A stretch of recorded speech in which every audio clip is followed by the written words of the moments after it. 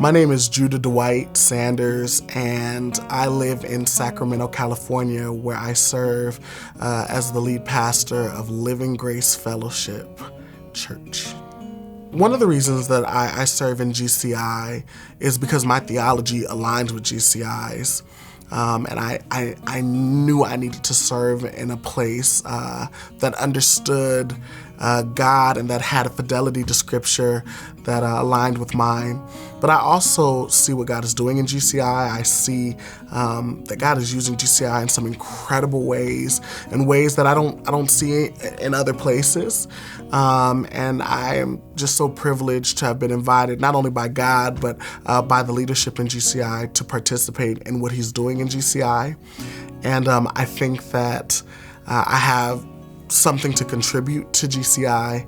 I have a long history with GCI. I'm a fourth generation member. My great-grandmother was a part of this church.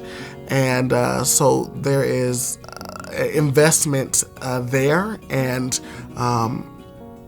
because of all of these things, and because I really believe in the mission of Grace Communion International, I participate in these ways. I've been really encouraged and mentored by two different pastors in GCI, although I've been poured into by, you name it in this denomination. We're really good at that type of thing. But the two folks that I would highlight are my predecessor, Pastor Mike Swaggerty, who pastored the church that I currently serve in. He pastored it for 25 years, contributing to a sum of 50 years in ministry. And he poured into me like no other. Just really from the foundational belief in the mission of the church, and belief in me, and with his ear really pressed to heaven and to God's heart. And he was so intentional and practical with the ways that he was preparing me for servant leadership. I can say, after having been a pastor for a year now, everything that he said would happen happened in the ways that he said it would happen, and the things that I needed to do to be successful, he was 100% correct.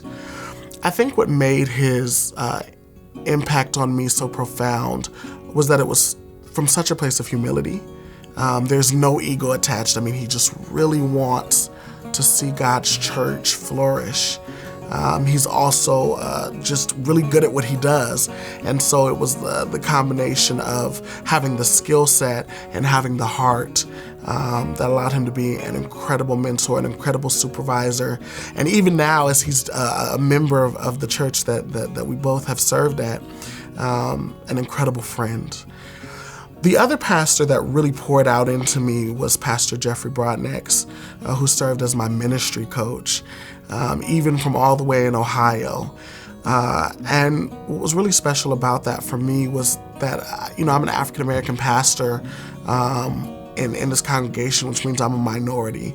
And so there was something really special about being able to be coached by somebody who understood the nuances of what that looks like for me, but who also just has an incredible heart for people.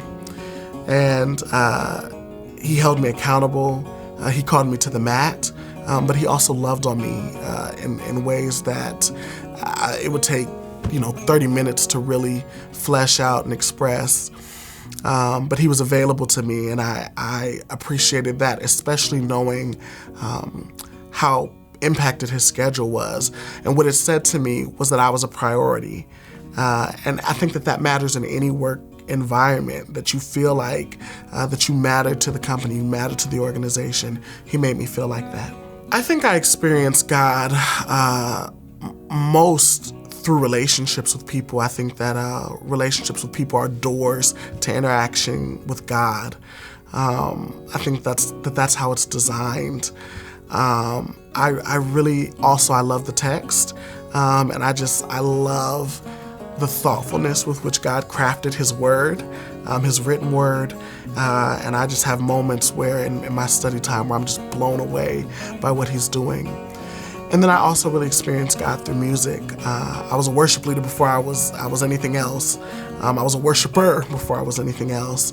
And there is something powerful about engaging God through the medium that He created called music.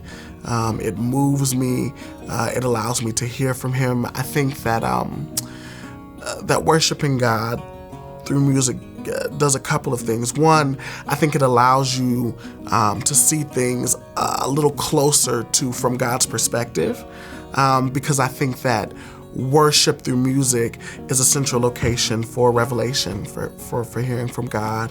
And the word says, as we draw near to Him, He draws near to us. He likes to hear us sing to Him. So there's something really valuable about that because it's attractive to God. What is one of my guilty pleasures? Cinnabon. Full transparency here. I love Cinnabon.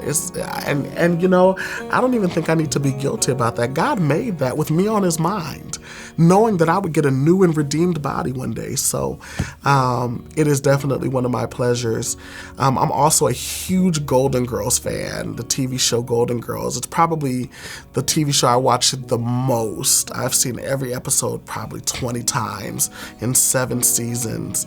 I love that show because it shows a group of older people that have really robust lives, older people that are dating and that are working and that are dreaming. And, we live in a society that says that, once you're old, you got to settle down and stop living life. So that's another one of my guilty pleasures. The last one that I would probably throw out there is I'm a huge roller coaster fan.